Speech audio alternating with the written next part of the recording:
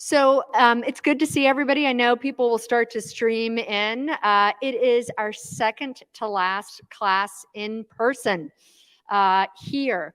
We'll be meeting here tonight, obviously, and then on the 26th, we'll be joined by Rob Solomon of GoFundMe. So I'm glad to have you here. And then next week, we're online on Zoom with Patrick Lee of Rotten Tomatoes. So we are in for a real treat tonight, and it's good to see everybody. And I know it's hard because it's beautiful outside, but we'll keep you entertained in here as well. It is my pleasure to introduce Michelle Williams, who's introducing our speaker this evening. Michelle has a pretty fascinating background. I think we've had a lot of students who are introducing speakers who are from EECS or from data sciences or maybe from the business school, from Haas. But Michelle has more of an arts background, and I am fascinated by her thesis, which is on time perception. So it'll be interesting how we pass the next few minutes of time as you introduce our speaker tonight. Welcome, Michelle. And let me just pop your face up there so we can see you twice.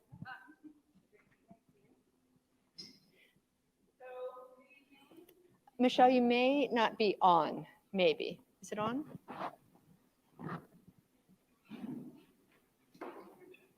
Can't hear you that well.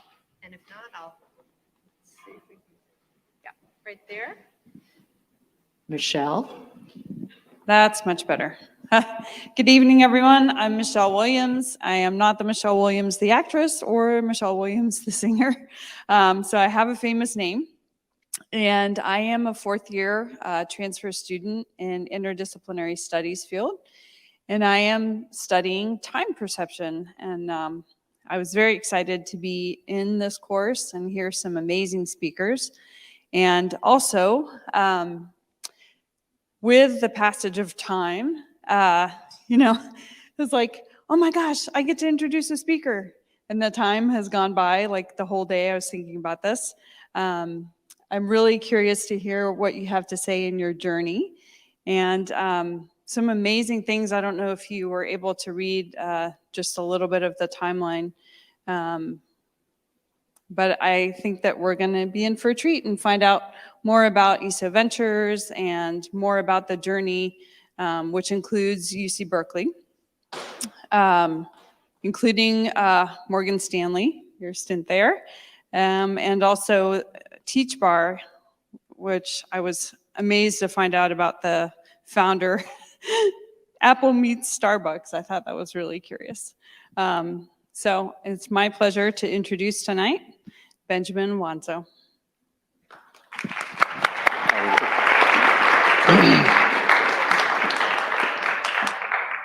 Thank you, Michelle, for the warm introduction, and thank you for having me. And thank you guys all for being here tonight. So before I go over my timeline, I just want to ask, has anyone ever felt like they didn't belong in a space or place? Can I just see a show of hands? All right, cool, because that's called like imposter syndrome, right? Like you don't think you belong. And when Victoria invited me to this, she sent me the list of all the other speakers that were here, and it was all these great names and founders of well-known brands or well-known firms. And I was like, I don't belong on that list of people. Like, I shouldn't be speaking. Like, you got the wrong person. And she sent me an email. She's like, yes, you're perfect for this. You're the right person. And it really helped me to get over my imposter syndrome. So I thank you for having me here tonight. All right, so let's get started. So I'm Ben Wanzo. I am class of 1999. Who was born in 1999? Nice. A few people in the room, so I don't feel that old. My journey started actually as a kid in East Oakland, California, born and raised. I went to St. Paul schools and Bishop O'Dowd. I don't know if anybody's from the area familiar with those schools, before coming to UC Berkeley. Actually, my first introduction to UC Berkeley was through the MESA program. That's Math, Engineering, Science, Achievement. And it was targeted for Black and brown kids in the inner city to get exposure to university life. So that was in '89. And 6 years later, I had the good fortune of coming here as a young freshman. I chose the major of math because I asked my dad, what should I major in? We were driving right here past the fraternities, and he said, you should major in math because math is applicable to everything. No matter where you go, you can apply math and people will respect you for it. And he was right. So that's why I ended up being a math major. And I had a CS, it was applied math with an emphasis in CS. So I did computer programming, and that landed me at Morgan Stanley. So has anyone been to the career fair that happens on campus? Nice. So at that career fair, I met Eunice Beck, who was a Cal grad, and she said, you have to come work for us in New York. And I was like, why would I leave the Bay Area, Silicon Valley? At that time, 1999, the popular companies were Cisco, Yahoo, and a little company named Google. Anybody familiar with Google? So they were just getting started. And she was like, no, come work. Morgan Stanley, we're doing great things. You'll have a great experience. And she didn't lie. I went out there. It was finance, and it was computer programming as well. So I got to see the best of the old world and the new world merging. But while I was there, I realized something's missing, right? Like I came from Oakland, went to Berkeley, got this great education. And all the time you're at Berkeley, you hear like, you should be doing something great. You should be doing grand. You're a Berkeley grad, like you're meant for greatness. And I took that to heart. And sitting at a cubicle in New York, 1221 6th Avenue, I was essentially like, I don't know if I'm living my purpose. I was making a lot of money, having a lot of friends, going out. So it was a good time. I recommend New York if you guys can live there for any period of time, definitely as a young person. But I was like, I wasn't really living my purpose. So I said, what is my purpose? And I didn't know. And I was like, maybe it's teaching. Maybe I have a gift. Maybe coming from Oakland, not a lot of African Americans learning math. And I was like, maybe I should go back and teach math. Maybe that's my gift. So I connected with another Cal alum named Kevin Johnson. He's is a basketball Hall of Famer. And he played for the Phoenix Suns. He started here at Cal. He went back to his hometown in Sacramento, and he heard I was thinking about doing teaching for a couple of years. I was going to do Teach for America. And he said, no, Ben, I want you to come to Sacramento to help me do economic development work and also start my charter schools. So I was like, cool, that sounds a little bit more entrepreneurial, more of my speed. I can go and help a specific community. I can stay balanced with business and education. So that's when I landed at St. Hope. While I was at St. Hope, he said, I'll pay for you to get your teacher credential. I know that's something that TFA was going to do for you, so I'll help you do that. So I said, I will go to Sac State and get my teacher credential. So I earned my teacher credential at Sac State. But what I realized there in my 2 years in Sacramento was business essentially makes the world go round, right? If you're in education, if you don't understand the basics of business, like you really can't have the impact that you want. If you're in the nonprofit space and you don't understand the basics of business, and I'm talking about from the finance, accounting, marketing, all the way to leadership, then you really can't have great impact in an organization or in a space. So at that time, they offered for me to stay. And at every place I left voluntarily. I just want to let you know that. I didn't get fired from anywhere. So I left, and I was like, I'm going to business school. And I applied to 2 schools arrogantly. I was like, I'm going to apply to HBS, and I'm going to apply to Stanford, because those are the top 2 schools, and that's where I want to be. And I was like, if I don't get into those schools, no disrespect to Haas, because it's a great school, I was like, then I'll apply to Haas. By good fortune, Harvard rejected me, and I asked the lady why. She said, because you're a West Coast kid, and if you get in, and you get into Stanford, you're going to choose Stanford, and that's going to look bad for our numbers. So, but Stanford didn't reject me. So I went to Stanford, and just to let you know, I bled blue all those years, and they hate me at Stanford because I was like, go Bears every single second. All right, so ended up at Stanford, got my MBA, great experience, great 2 years, a lot of learning. One thing you learn though is you only retain about 10% of what you are taught at school, and that's definitely true at business school, because there's a lot of partying, socializing, but with that came a lot of relationships that you build. And that's really the value of business school, is the great relationships that you build with your classmates, your professors, and also just the swath of opportunities that you see. I have friends who were consultants, friends who came from banking, friends who started tech companies, friends in the nonprofit world. And you just have these conversations and you figure out, hey, there's a lot of intersections in what we do, and there's also non-overlap where I can learn from. So those relationships are definitely something that, I would pay a lot of money to have, because they are invaluable at the end of the day. And that's what you end up doing at business school. You pay a lot of money to gain invaluable relationships. So fast forward, during my time at Stanford, I went to the Eli and Edith Broad Foundation. So Eli Broad was a billionaire. He started 2 companies that IPO'd at $1 billion. At the time, that was pretty unheard of for one person to do that. Very snappy guy. He has since passed in the last couple of years, so much respect to him. But the funny story there is he looked like a grandfather when I went to go meet with him the first time. So here I am treating this rich billionaire, very smart man, and just my natural inclination was like, oh, he's a grandfather. Like, I need to be gentle with him. And he was asking me all these questions like, hey, do you know Home Depot? And I was like, yeah, it's a home improvement store. And it took him like 5 seconds for him to show me his brilliance. And I think that was the first billionaire who I had a conversation with. And I was like, he's a special guy. He's a different guy. And there's a reason why he's in that position, because his sharpness never stopped. So it just gave me an appreciation for pursuing my passion, doing it right, and also aging well, because he aged really well. And he showed me at any time in life, like, you can still continue to have impact. So if I can live, to the life he lived and start a foundation that had the impact that he had, I definitely want to do that. But fast forward, nonprofit though, that showed me that nonprofits wasn't for me, and that I wasn't really interested in nonprofits. And business school taught me that, but just having the experience at St. Hope and the Eli Edith Broad, realized that if I wanted to not have impact, I wanted to create value. And there's a big difference between impact and value. And however, I didn't feel confident in myself and my business acumen coming out of business school. So I said, let me go to McKinsey & Company. Everybody familiar with McKinsey & Company? So McKinsey & Company is a consulting firm. It is worldwide respected and renowned.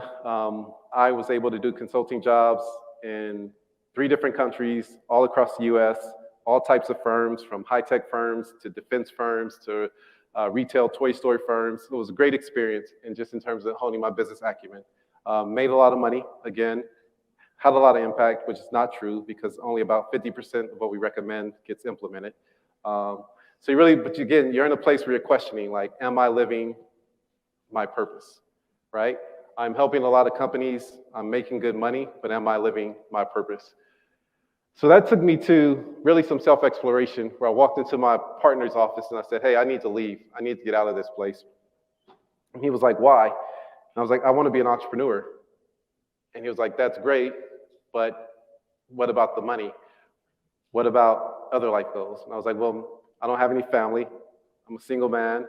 I saved enough money and I have some contacts. I think I can become an entrepreneur. He was like, well, you don't have an idea. And I was like, okay, right, but I am willing to bet on myself and figure out that I can figure something out in my pursuit of entrepreneurship. So I did exactly that. I quit. I gave myself about a 6-month runway, watching my savings dwindle, go down every month, because I was paying my mortgage at the time. I was also trying to survive and eat. And I was also trying to fake it like I was actually a real entrepreneur. Like, hey, so I had to sustain my lifestyle. 6 months goes by. I am a developer. Anybody know now how to code in here? Right? So I am sitting in my room. I am coding. I am creating the world's next greatest platform, right? Like, this was, Facebook may have been in existence for 2 years, right? So I'm creating the next great Facebook in my mind. And I'm sitting there and I'm like, I should go fundraise. And I was like, no, I don't want to fundraise, because I really don't understand the VC space. And I know they can be sharks, and I want to have control of my business.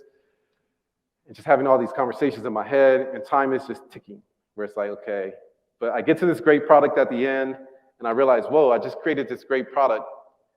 Now I have to go sell it. Now I have to go market it, right? It was a dual marketplace where I was going to have teachers on one end and students on the other end. I was like, okay, now I have to go attract the teachers, and I have to go attract the students. And I'm like already burnt out because I just spent 6 months sitting in my room developing this great thing. I mean, I could have skipped business school because everything I learned was in that 6 months, right? I didn't have customer base. I didn't start with customers. I didn't think about marketing. I didn't think about the values of the company up front. So I essentially spent 6 months wasting a lot of capital and a lot of cash. They say don't learn on your own dime, but I learned on my own dime.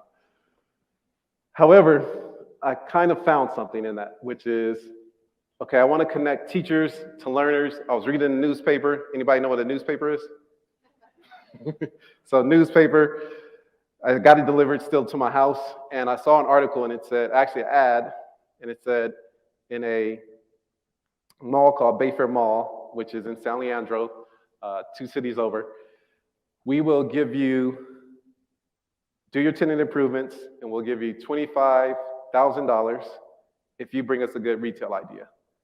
And I looked at it, and I was like, I think I'm smart enough to think of a good retail idea. And I also think that I can go and operate in Bayfair because it was the mall that I went to as a kid. It's the one I went to go play in, the one I went to go get girls' numbers in, and the one I just grew up as a kid. Really, my adolescent years were spent in that mall. So I went through the whole competition. I won the competition, and the name of my company was Teach Bar. And what Teach Bar was, the way I was selling at the time was Apple meets Starbucks. So Apple at the time had the Genius Bar where people were gravitating to go and learn how to do things computer-based. I was like, oh, that's really attractive model that people are coming into a retail store to like learn, not to purchase. And then Starbucks at the time was the third place where people would just go and hang out. Being an education advocate, I was like, can I create the Apple feel and the Starbucks feel and merge them together where I can have learners come and essentially come to learn, meet tutors, meet professionals, meet experts, while also just enjoying themselves with tea, or it was tea at the time, because Teach Bar, see the tea in it? Tea, coffee, a latte, a smoothie. And out of that, it worked. Like the concept worked. It was people would come and they would use it as a Starbucks, but also students would come and they would learn. They would meet with tutors. They would meet with small group instructors. So we had small group work. We had private tutors. Big business at the time was test prep, so why not get into test prep? We did assessments and we did skills classes. So that operated for about 3 years, or 4 years in the space of the mall. It really had high potential, and it had so much potential that stores, because as an entrepreneur, you're still grasping, right? Like, what's going to be my big revenue? And it was a B2C model where I was going to consumers and parents and pulling in money. And school districts started coming to me and saying, hey, we really like what you're doing. We like your culture, what you built here. Do you think you can replicate that in our schools? And I was like, sure, I can. I'm an entrepreneur. I need to like take money in where I can. I, at the time, was no longer thinking about how can I franchise scale this, but it was really like, how can I build this locally? And schools were the answers. And plus, when you get like $100,000 from a school versus $200 from a parent a month, it's obvious math, right? Like, I'm going to go take the $100,000 from the school to provide my services. So Teach Bar quickly grew into this diversified where I had schools and I had the store, and it was going really well. The only problem is I ran into an issue called span of control. Anybody know what that is?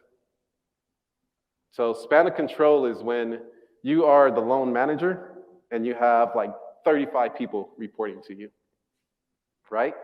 So the schools were paying me enough to sustain me and to hire everyone else, but it wasn't paying me enough to bring in essentially management, right? And without management, I am now stretched thin where as an entrepreneur, a leader of the company, I should be thinking strategically. I should be thinking, how can I grow this? How can I get this organization, company to the next level? However, I'm in the weeds doing a lot of the operating, right? Operations, doing the management, dealing with all the employee issues that they want to bring to you. And employees bring you a lot of issues, from their own personal issues to professional issues such as pay. So now as one person with no layer between me and talent, I quickly spin out of control, right? And also at the time, life happens. So I had my first daughter at the time, and 6 weeks later, my father passed away. So here I am running this business just as a young man, full of energy, or young person full of energy, and then life happens. Life brings in a new life to you to say, hey, now you have another additional responsibility. And it also takes life from you where here's a shock to the system. So at that time, I was like, whoa, I'm doing too much. I have to scale this back. And it happens a lot in entrepreneurship where you're doing it because you can, but you're not doing it like smartly. So I really had to step back and do it smartly. I scaled it back, and it became a lifestyle business for me, which essentially it started paying my bills, right? It still helped me to survive, not really to thrive, but just to survive day to day, which was a great place to be because I needed that at that time, right? It allowed me to recalibrate with the loss of my father, but also allowed me to be a pretty great father and great family man at the time. But it also gave me time to now, you have a lifestyle business, you're able to pay yourself, right? I'm no longer working 40 hours a week, 80 hours a week. I'm now working 20 hours a week on the business. So you give a pretty motivated, ambitious person 20 hours of spare time. What I did with it was I used that to say, what's my next great idea? What can I do next, right? So part of what I did start doing is business consulting, helping out small businesses. I started thinking of new ideas that I can pursue as well. And it really helped me, put me in a position to say, okay, I know I don't want to work for anyone. I know I'm not interested in corporate America because I've been there, done that. And I really have this entrepreneurial drive. So Teach Bar became essentially my cash cow that allowed me to stay entrepreneurial, think about my next great idea. I will save some time, but my next great idea ended up being ESO Ventures. And I can't even say it's my idea because it's really the birth child of my two partners and I. And what we saw here, and I'll go into the slides next, so I'll spare you some details, but that's where I am at today. So that's my timeline. Hopefully that was helpful. And should I go into I'm gonna get some water before I do that. Thank you.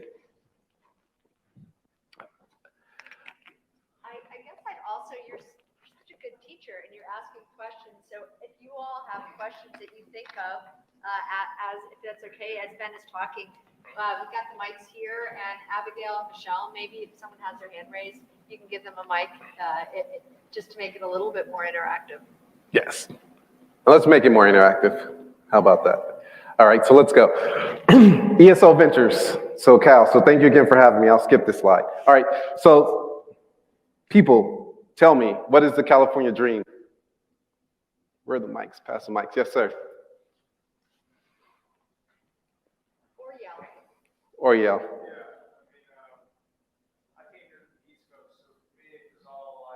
Software guy, Steve Jobs and becoming rich and, doing that whole entrepreneurial thing and having it be so easy and whatnot is how is what the narrative is, right? When you get here, you actually try the stuff, it's hard, but that's kind of what it is. Right, so I heard a couple of things. California dream is Steve Jobs, entrepreneurship, get rich, right? California dream, somebody else.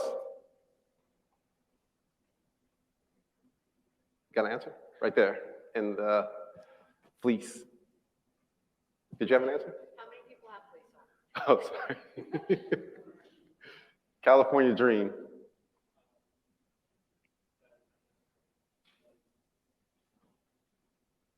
Yeah, awesome. Well, I guess now that I feel like there's a lot of tech companies and I feel like hardware companies don't really work here. So I guess having a CS major and making a lot of money being a CS major. So that's what I feel here. Yep, so making money, tech. Yes, sir, we got one right here. Headphones, oh, right, we got two. Oh, yeah. I think eating ice cream and code, getting high salary at big tech company, and meeting people who are interested in entrepreneurship. Yep, so eating that California ice cream, enjoying the sunshine at a tech company. Perhaps the Californian dream is to live your purpose, to feel like you're a kindred spirit, pursuing something that fulfills you. Agree. California dream is living your purpose, right? And that's what you hear when you think about California, is those darn liberals think they can live their dreams, right? And you don't have to be liberal, you could be conservative as well. We have one more right here, and then we'll move on. Okay. House on the beach and surfing before work. Right. So everyone agrees, though, that's the California dream. I'm in agreement with all of those. Thank you, guys. So 3 ways to build generational wealth, right? Which is the true California dream. Everyone said that. So if you want to go surfing in the morning, you better have a job or have some wealth already that allows you to do that, right? If you want to live your passion, better have an education, own a business, or own the land by which it's being done, right? If we talk about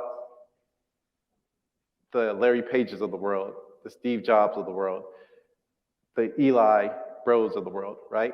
They all found the California dream by owning a business. And really that's what I want to talk about today is how do you own a business? So my next question is, where do I go to start a business? Can someone answer that? Where do you go to start a business?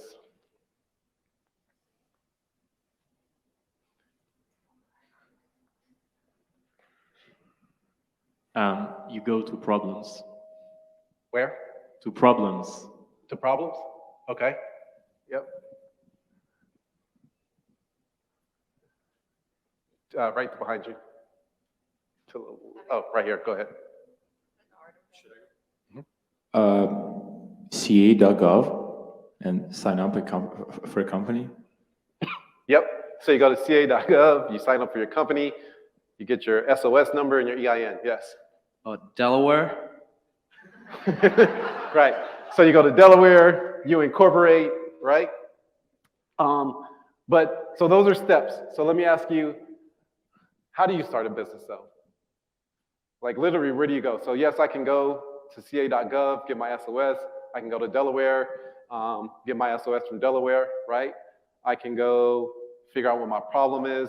But like, what do I actually have to do to start a business? Has anyone been an entrepreneur here before? How'd you start your business?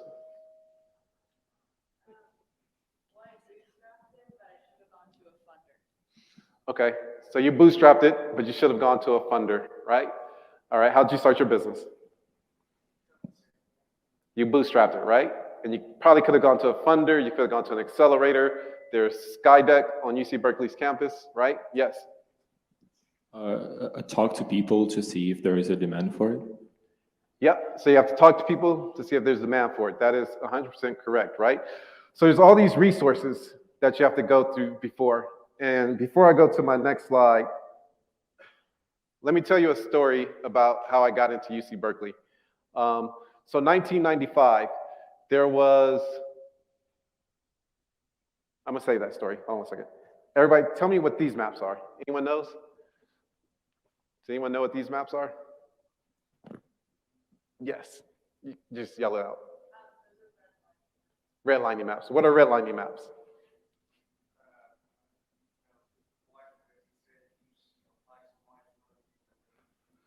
Right, so these are redlining maps, right? And this is our area right here. So this is San Francisco, this is Oakland, Berkeley, Alameda, San Leandro. This is San Jose.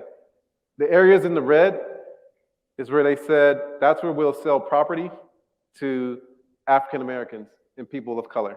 That's where they can live, right? So essentially, what happens when you live in these areas? Let's talk about what they don't have. They don't have banks, right? Even today, if you go to some of these areas do not have banks. They don't have home ownership, right? If you go to some of these areas, you'll see like a 60 to 75% rental, right? If you don't own a home, what's the problem with not owning a home? Yes. You can't build wealth, right? I can't build equity and then pull that equity out to say, hey, I'm gonna go start an ice creamery, or I'm gonna go fund my son to do a tech company, right? So in a home, there's equity. Equity is money, as we all know. So you strip people of a bank, you strip people of home ownership, you put schools in here that aren't worth crap, excuse my language, and what do you get? Do you expect those people to survive, to thrive? You don't, right? And that's what's happening and happened in the US. And due to the racial reckoning that happened about 2 years ago is when ESO was born. And we essentially said that if these areas, these red areas, cannot find a way to essentially own and build where they are, then they're going to be forever doomed. And we said, how do we do this? How do we create a company such that we can support those areas to build businesses? And if I ask that question to a lot of folks in those areas, hey, how do you build a business? They wouldn't be able to tell me to go to ca.gov, right? They wouldn't be able to tell me to figure out if there's a real problem, if there's a real need, right? Or they wouldn't be able to tell me, hey, it may be smarter to register in Delaware versus California. So with that, we said, there's probably thousands and millions, if not millions, of entrepreneurs in those areas who are not living and do not have access to the California dream. And is there a way we can activate all of those communities that have been redlined and create thousands of entrepreneurs who can own their own businesses and create their own employees? And that's what ESO Ventures is all about. And why are we doing this? One, there's a great exodus. This is just from the Bay Area. In my lifetime, which was the 1970s till now, California's African-American population has gone from 11%, does anybody know the number today? Yes, 5%. So 3% in probably 2 days, but 5% for now, right? And then the Hispanic population has gone from 11%, anybody know what it is today? Yes. 39, so close, right? So again, all right, and then where do most of those folks have to go? Here. And the same issues exist today. So essentially you see, you have the people leaving, California doesn't have an answer for, and the people coming, California doesn't have an answer for. So we said, California needs an answer. There's the California dream, so how can we make that happen? And even if you look across the country, these are business earnings by ethnicity. Anybody see a problem here? Right? Even if we said proportionately, should these numbers add up? Because I know we have some statistics folks in here, and proportionally it doesn't add up either, right? If if African Americans are 12% of the population, what's 12% of 12.6 trillion? Is that this number? It's not, right? It's not even like a tenth of that number. Even for Latino businesses, given their population, they should be generating more than 552 billion annually, and these numbers are annually. So if we want to keep the California dream alive, then we need to empower Black and brown entrepreneurs, right? Do we want to live in a California that is down to 3%, 2% African American because they didn't have opportunity to create here, right?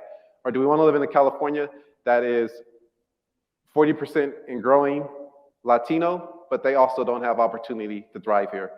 And our answer to that question was no. So ESO Ventures, we focus on Black and brown founders at the beginning of their journey. They're typically under 100K in revenue. They have no employees. And we identify, support, and grow those sole proprietor businesses into employer enterprises. Our whole premise is that if we provide the right resources to these entrepreneurs, if we put them in an incubator, let's call it ESO Y Combinator, right? Then they can essentially grow and create businesses.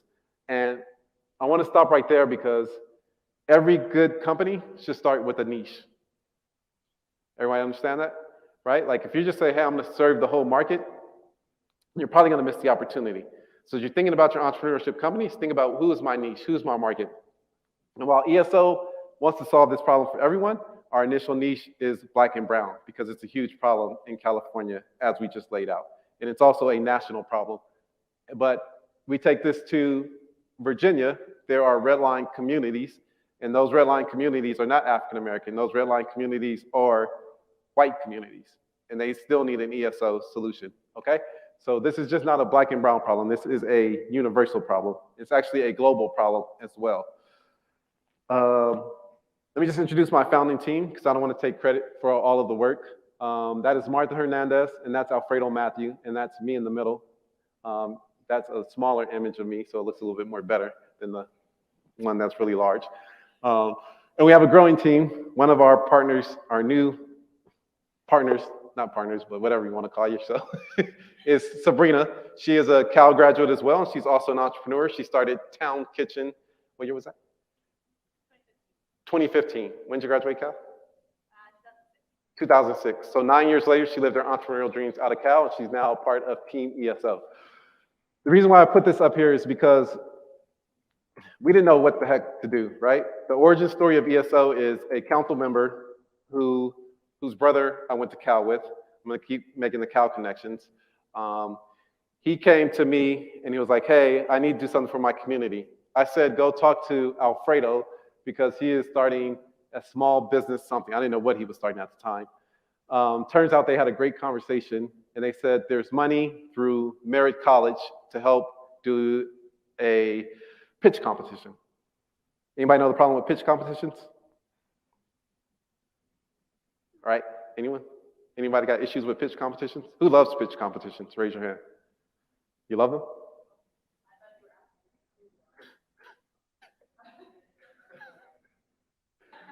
Oh, who loves them? Okay, great answer. Great spin on my non-question. Can you say that answer again? Single white dudes love pitch competitions, right? Because people invest in people that look like them. So who's at a pitch competition? Single investors, blah, blah, blah. Anyway, let me stop right there. Okay. But also the problem with pitch competitions, they're basically marketing, right? They are, hey, we want to market, so let's do a pitch competition, get all these entrepreneurs, and then nothing happens. So they're a flash in the frying pan for most entrepreneurs, right? No relationships are built.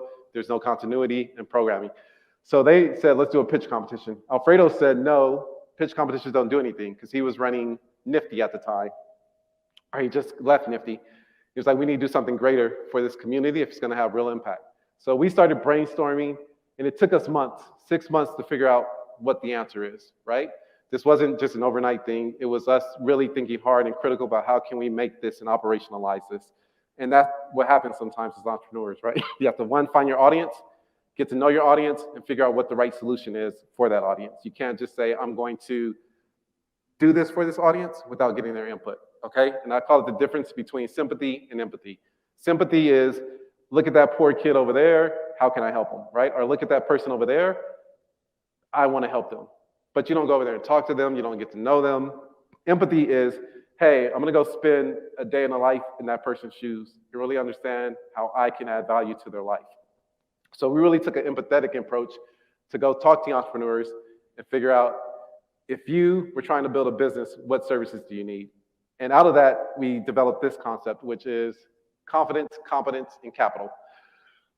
We realized that entrepreneurs from the red line districts that we were trying to target needed confidence, right? They need to believe in themselves, develop the entrepreneurial mindset that I can actually do what I want to do. They needed competence, which is, I don't understand what social media marketing is, so how can I do that? I don't understand my finances, what is a pro forma? How do I put that together?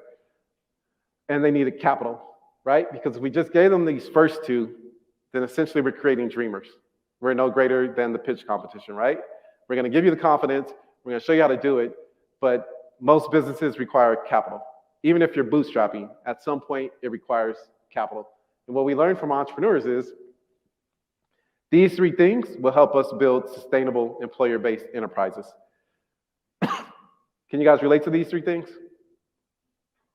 Any business builders, future entrepreneurs out there? Who needs these three things, or one of these three things, or any of these three things? All of the three things, right? So again, it's relatable to all, but that's how we're going to build success. So first thing is confidence. So again, we started this during the pandemic. And what we did is we had Zoom sessions. Every week on a Wednesday, we would get together in a Zoom session. We would go over concepts. But the most important thing is folks started seeing themselves and other entrepreneurs. And they were saying, hey, if Joelle can do it, I can do it, right? If Nicole can do it, I can also build my business. She's having the same challenges as finding the space as me, and this is how she solved it. Soraya's having the same challenges with marketing with me, and this is how she solved it. She's having the same problem as packaging, right? How do we build a brand? So all of those conversations started building folks' confidence because now they're in this cohort community, which we get at a school, right? But again, if we're living in a district that has no resources, we don't get that. So that's the first thing we provided. Next thing is competence. So competence came in two ways. One, we wrote some curriculum ourselves, but the California community colleges stepped up and they were like, hey, we are mutually aligned and now we're trying to serve the same communities, right? If you talk about a resource for redline communities, it's community colleges. And a lot of people go through the community colleges, depend on the community colleges because it's the next step to a 4-year or a pathway to work. So we found partners who said, if you guys do what you do best, which is build businesses, advise businesses, coach businesses, then we can provide the education piece for you. So we launched in partnership with California community colleges for them to provide the competence. We also got the attention of James Irvine Foundation. Anybody know James Irvine Foundation? All right, so it's a big foundation, and they basically focus on California's growth and well-being. And they said, we'll also come in partnership with you. And they gave us essentially $100,000 to run a couple of incubators and $300,000 to solidify our program, right? So that's partnerships again. And again, we're not a nonprofit, we're doing this as a for-profit, but it's called public-private partnership. The last thing we did is the capital piece. So we had a great advisor who was a venture capitalist, a pure venture capitalist at the time. He said, essentially, what you're doing is not venture capital because can anybody tell me what venture capital is, what they do? What's their business model? Yes.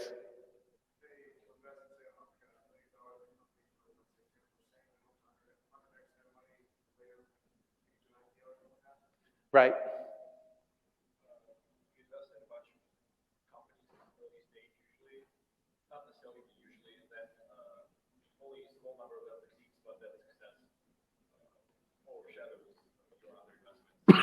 Correct. So it's essentially one educated gamble, right? Smart gamble, where you invest in a company, and it is, like you said, probably $1 million at 10%, and then you do it a lot of times.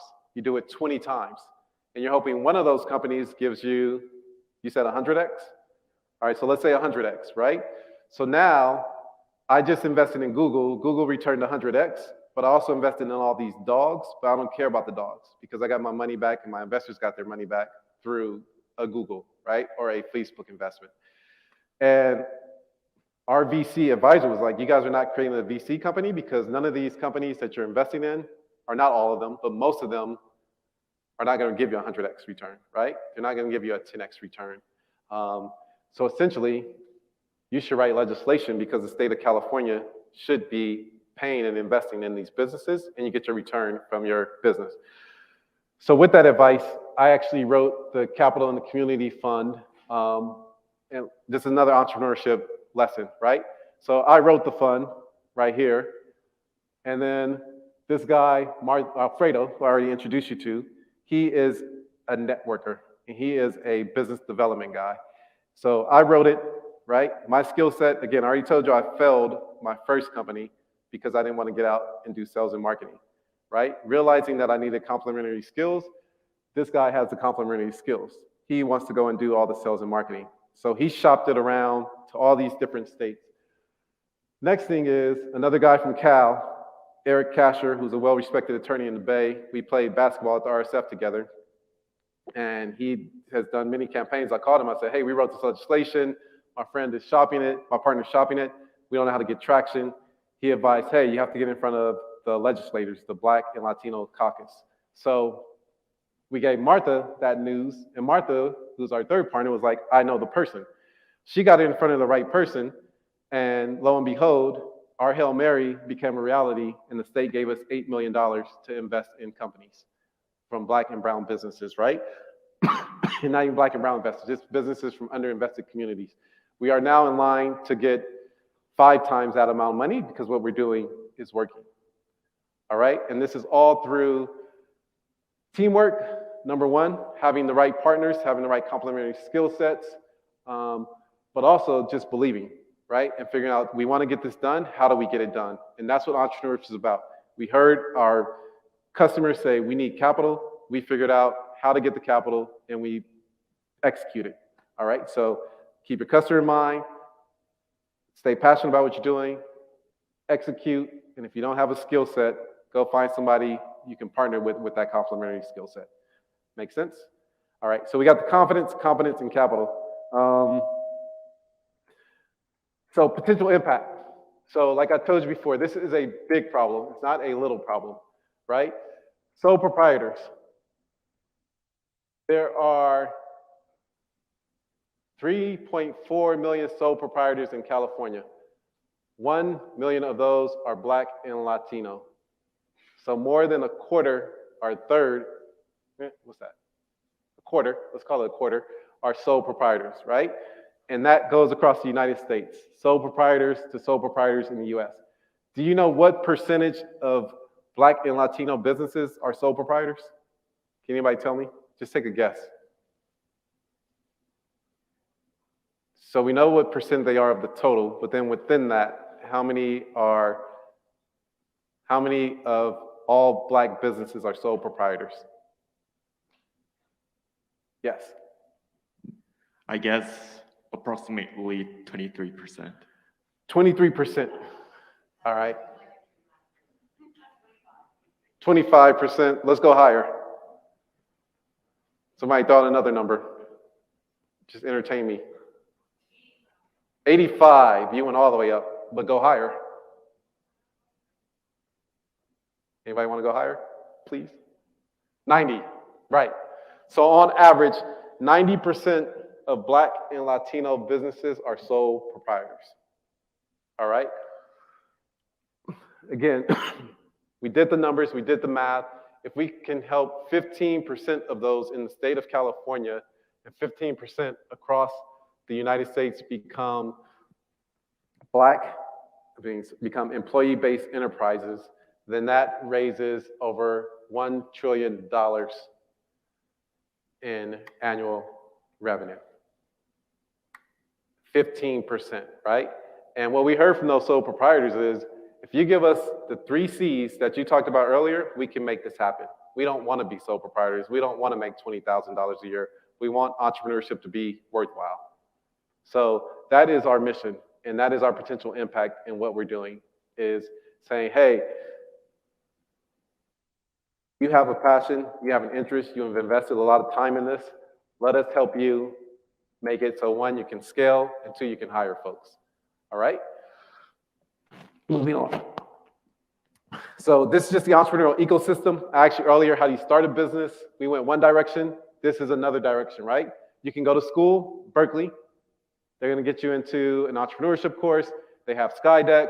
They have a whole entrepreneurial map, which I'm going to send to you, Victoria. I don't know if the class has seen it, but there's a whole Venn diagram of how to do entrepreneurship at Berkeley. They're probably familiar with it.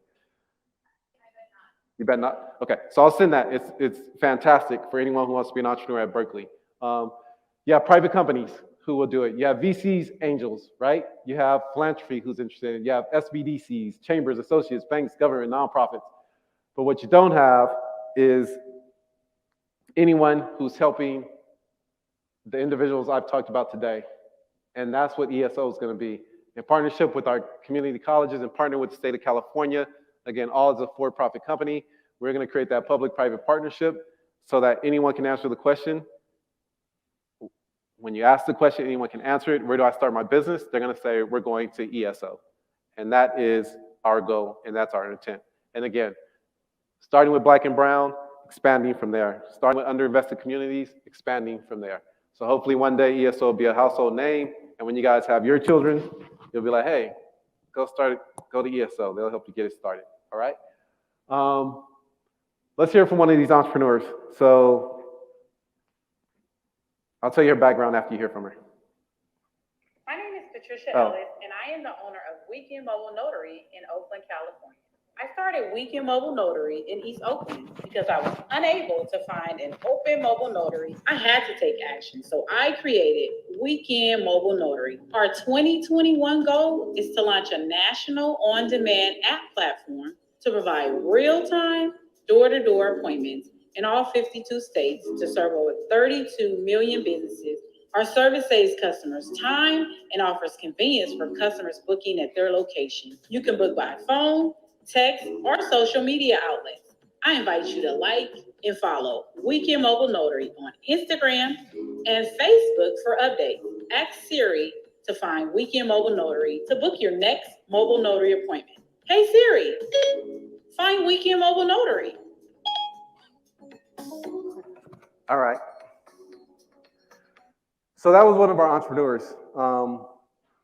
And she had this idea. She was sitting on it for 2 years. She was working a job for the government, but she didn't know where to go. She had a tech company out of East Oakland, California, and was like, where do I go, right? And that's the answer where ESO is. There are millions, not millions, thousands, if not millions of entrepreneurs of color who don't have a place to go to start their businesses, right? The grand ideas, the great ideas. I mean, this is a tech play. It can potentially make it on the TechCrunch, right? She has since added, I think, 30,000 notaries. I may be making that up, but some high number of notaries onto her platform. She is now a national company. This is all a matter of 2 years. She's hired employees. So it is working, right? And our hypothesis was right, and we are now proving out our theory. This came from one of our entrepreneurs, and I won't read it, but essentially it's answering the question of there are people who have the entrepreneurial spirit. They just don't know where to go. They don't have the resources, right? They don't have invitation into the room. We're in Berkeley, we're in Silicon Valley. It's adjacent. I don't think Berkeley's a part of Silicon Valley. You guys consider Berkeley a part of Silicon Valley? No? Only when you're marketing. Only when you're marketing, all right. However, access, right? If we can get entrepreneurs access, if we can get, you may have cousins at home who may not have the education, have the opportunity to go to UC Berkeley like you. If we can get that person access to say, hey, I want to create a business, know how I get it done, then we have done our job, all right? Characteristics. This is my last slide, and then I will sit down. So just raise your hand if you can identify with any of these. So ESO entrepreneurs are not happy with the status quo. All right. ESO entrepreneurs want freedom, meritocracy, and ability to control their destinies. Okay. They want to be of service to and create value for others. All right. They want to be rewarded for their value creation. All right. And last thing is they have the ganas to get it done. You guys have the ganas? Right. So again, the message here is an entrepreneur is an entrepreneur anywhere, right? They all have these 5 characteristics. And we can even break down ganas and what does that mean, right? Ganas means I have the courage. Ganas means I am not worried about imposter syndrome, right? Ganas means I'm going to make myself vulnerable in front of some customers because I really want to serve them and get it right, right? Ganas is a lot, but that is characteristics of an entrepreneur. It's characteristics that we look for in ESO. It's characteristics that any investor is going to look for in you. So I just want to leave on that note, and thank you for having me.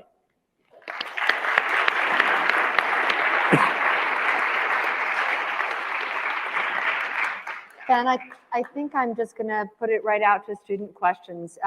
You are a teacher. It is really lovely to have you here. So go ahead, raise your hands, and I'll pass around the mic for any questions. Yeah. During times of... Feel free to sit down. Okay, I'll stay. Have some water. When times got hard, or when you had dips in motivation, I'm sure when your father passed, it might have been, like you said, the system got shocked.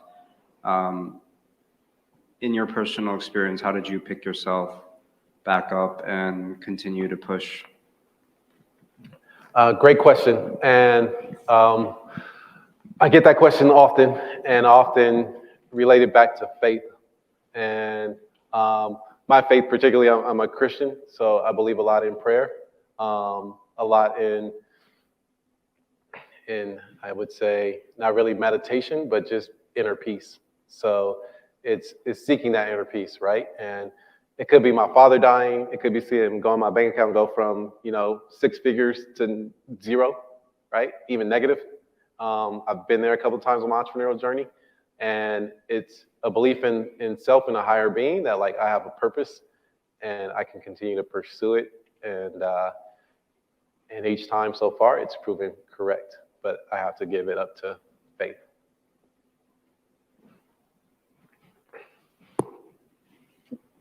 Behind you. Hi, I just wanted to ask, what do you think is causing so many Black and Latino business owners to be sole proprietorships? And is part of ESO Ventures' goal to convert them into LLCs or LLPs so that the liability isn't on them personally? Great question. Some of it's a side hustle, right? Like they actually have a job, but this is just how they're making their money. Some of it is lack of education. They don't know that they can technically, lose this straight off their back because they're not protected by a legal structure. And I've run into a few entrepreneurs who essentially like, hey, I didn't know, one, that I was legally liable. Two, the state wants $800 every year. Like what you're making money, pay the $800. But most of it is just around a hustler's mentality, which is all right, right? Like I'm either trying to provide for my family or I'm trying to do this extra thing, and I may not go about it the right legally structured way. And then others, sole proprietors, is because they don't have the 3 C's that we talked about, right? They don't have the confidence to say, hey, what you're selling to this marketplace over here, there's a whole other market that will love your product. They don't have the confidence to say, how do I actually scale and grow a business, right? How do I market so I can find that other audience? And lastly, they don't have the capital. Like it takes money to make money. And at the end of the day, if you don't have that money and you're not making a plan to say, how do I, save so I can make that? Or maybe it's not even saving. Maybe I need $30,000 to really do this next campaign that's going to take my business off the ground.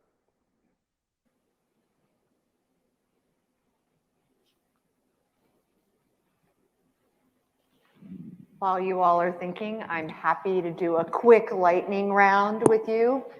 But before I even do the lightning round, I'm wondering how do you feel? I feel fine. How does it feel to be up here? I mean, you have, forget about the students. You have the most important audience member ever in the audience. Yes, I do. I feel great. I have my mom in the audience. Hi, Mom. And I owe my mom everything. So she has been very instrumental in my life. She is the one. So the Mesa story I told you about, the letter I got from my elementary school, I took it home and I ripped it up. So I was like, I'm not doing this Saturday program. Like, forget that. My mom found it in the trash can. She spanked me at the time, and then she taped it back together, filled it out, and that's how I ended up on Mesa. And if it weren't for that program in that day, I probably wouldn't have took you on this journey that I've been on. So thank you, Mother.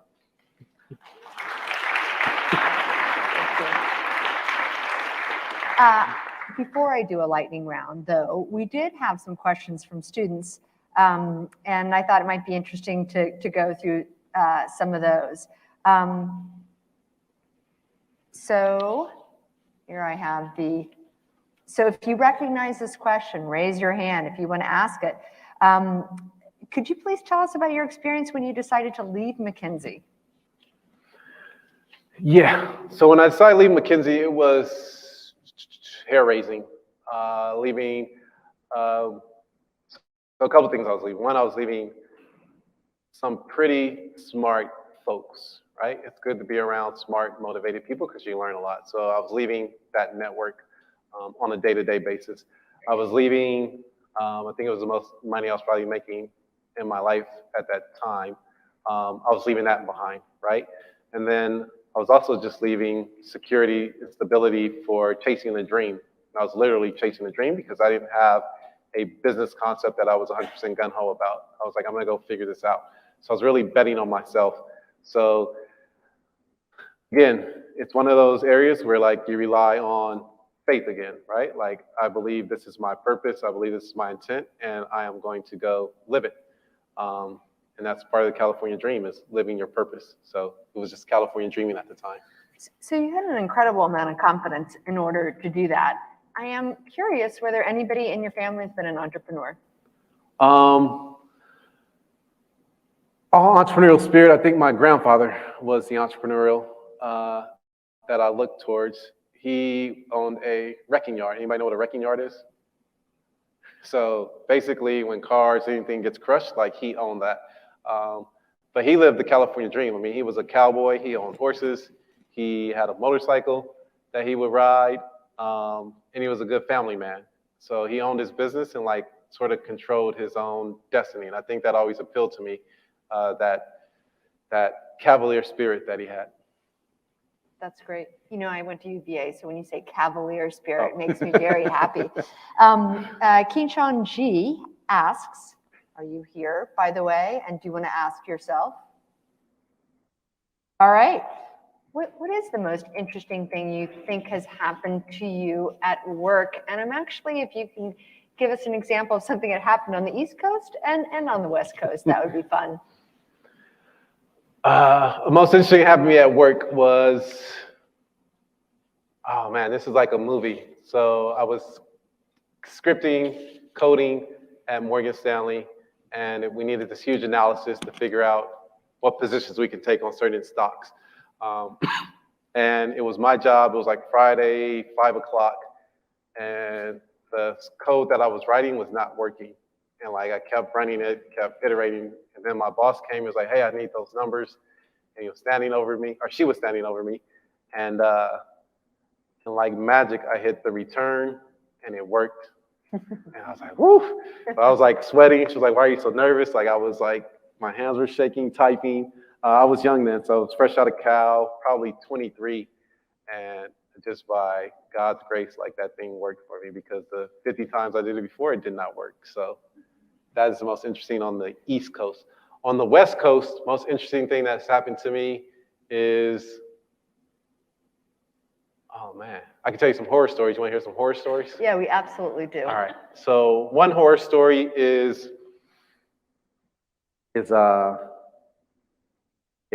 allyship, right? So I did not have allyship this day. So I'm working for McKinsey. I'm in a meeting, and the client was just lazy. Sorry. Hopefully he's not watching this. You're not saying who it is. No, I'm not okay. saying who it is. So, and I'm not going to badmouth the client, but essentially he came in and he realized he was in the wrong, and he looked around the room of like, who could be the scapegoat? And guess who he made the scapegoat? Me, right? At the time, I was the only person of color in the room, and I didn't have anything to do with the issue he was trying to scapegoat on, and I was just looking at him like, blah, blah, blah. But I was in a position where like, okay, that's the client. I really can't question him in front of my colleagues, right? Because we may lose this contract. So I almost had to take one for the team, but it was really uncomfortable. And it was more uncomfortable that like, no one stepped up and had my back because they knew it wasn't true. So that was a very awkward situation. And do you think it would be any different now because people talk about allyship? Hopefully, I hope so. I think it needs to be a topic that is addressed, right? What does allyship look like? What does supporting people in their differences look like, right? Like, what does having each other's back as a team look like? And as long as we continue to have those conversations and we make it a real thing, then hopefully that'll be resolved. But things tend to repeat themselves, so we shall see. How about more horror stories? Oh, more horror stories. Just one more. One more. Or something surprising. Something surprising. Somebody throw out a word and I'll try to connect it. Throw out any word. Teach bar. Horror story. All right, so a horror story to each bar is, as entrepreneurs, you're gonna hire employees, right? And I was telling you about span of control and managing like up to 35 different folks. And I did have some layer of management, so I don't want to over exaggerate that. But you never realize what people are going through in life, right? And how much they depend on your business, the stability your business provides, or your leadership, or your guidance. And day in and day out, you will get approached by your employees that you hire, and you'll just be like, whoa, wasn't anticipating helping someone through their problems at home today, right? Wasn't anticipating realizing that someone's a functional alcoholic, right? But you also want to have compassion. It's just like, hey, I've been working with this person, so how do I help? How do I have compassion? So part of leadership, part of growing a company is one thing to create a product, one thing to know your customers, but it's also another thing to take care of your employees and be ready for all the stuff that they're going to bring you, right? They can even bring you a lawsuit, which is not fun, but it's a reality. Wow. Okay. Well, thank you. I mean, thanks for sharing that. Thanks for being so open to things that are really not that easy to talk about, but are incredibly important for us to talk about. So thank you. Now let's go to this lightning round. All right. And then we'll go ahead and I'll post our code for feedback. So what's one technology trend you've been following and why? Web 3, because it's the future, right? What is Web 3 for you? I don't know. Yeah, I think that's where a lot of people are. I don't know what Web 3 is. I'm trying to figure that out and figure out. The importance of it is, in my position, in ESO's position, it's how do we make our entrepreneurs better, right? So if they're doing something today that's going to be outdated tomorrow, then why have them do it?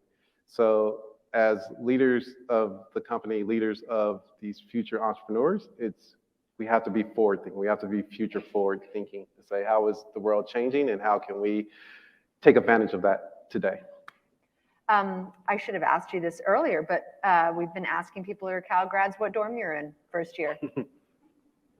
I was in Putman, Unit 1.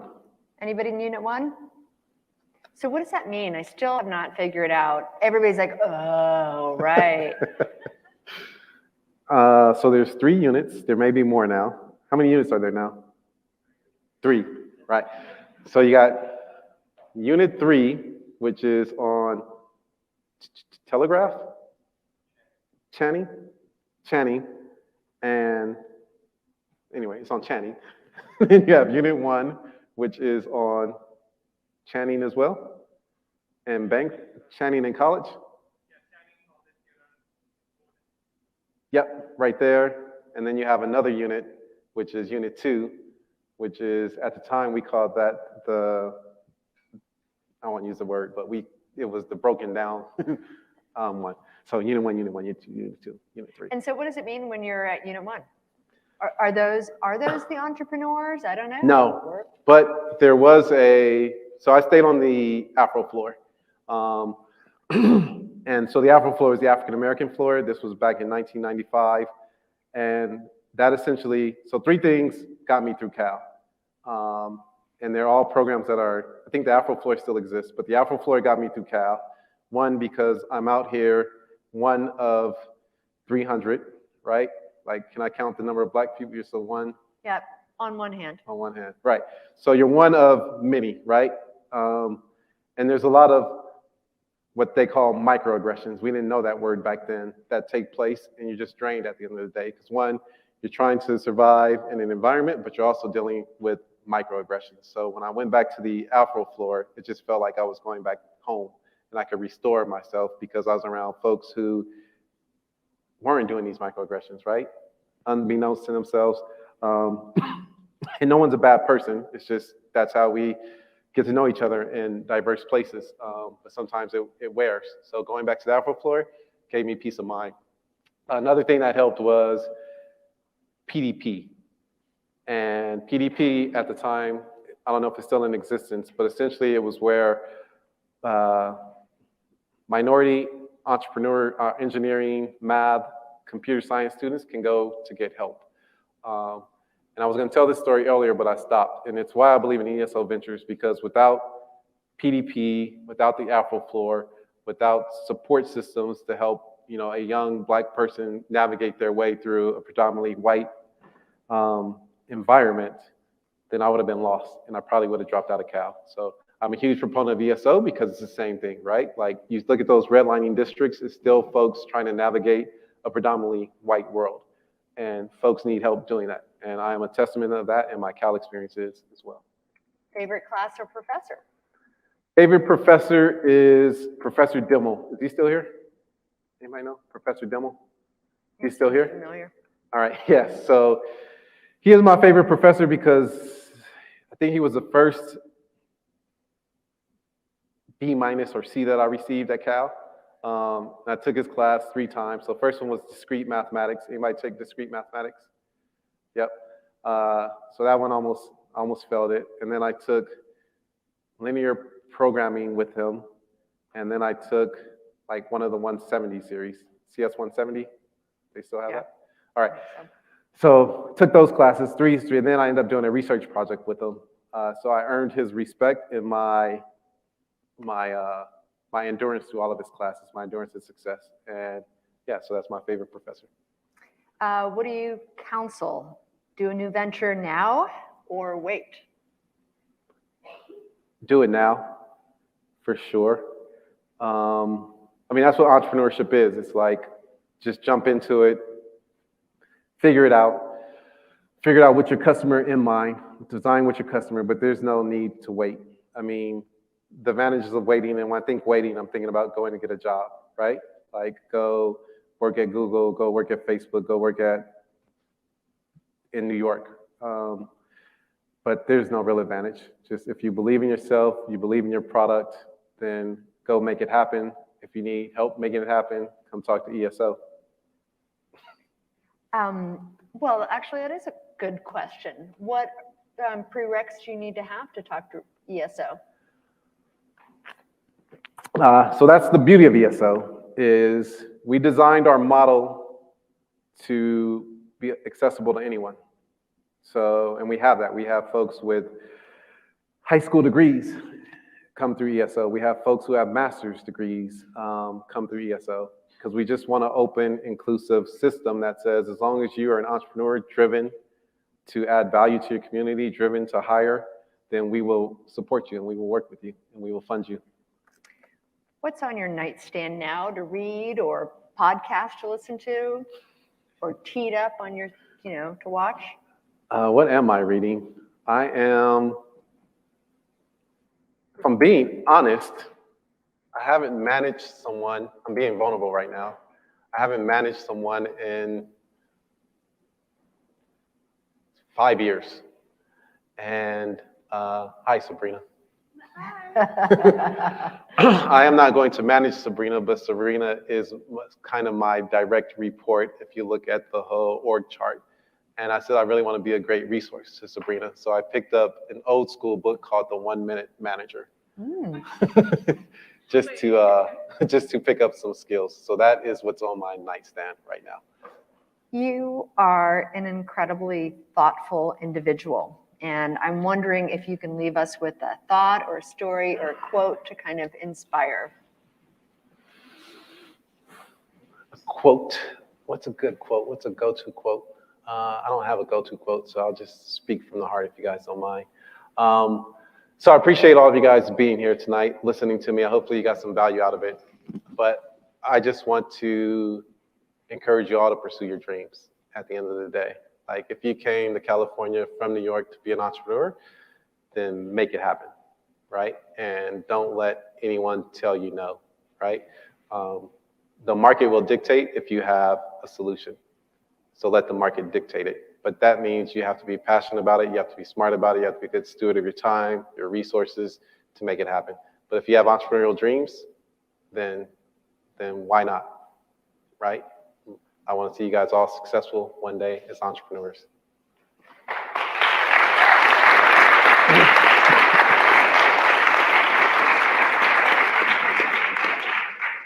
Ben, Ben, it's possible that of all people we've heard, and our kind of motto is beyond yourself, that you, in a way, have exemplified that as much, if not more, than anybody.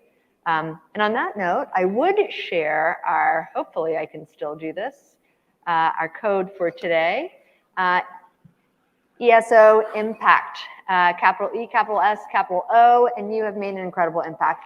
Thank you very much. Thank you, Mrs. Wanzo, also. Just like every week, if you have any questions for Ben, come on up. We'll be here for another 10 minutes, I would say. Can I type my contact info on there? Yes.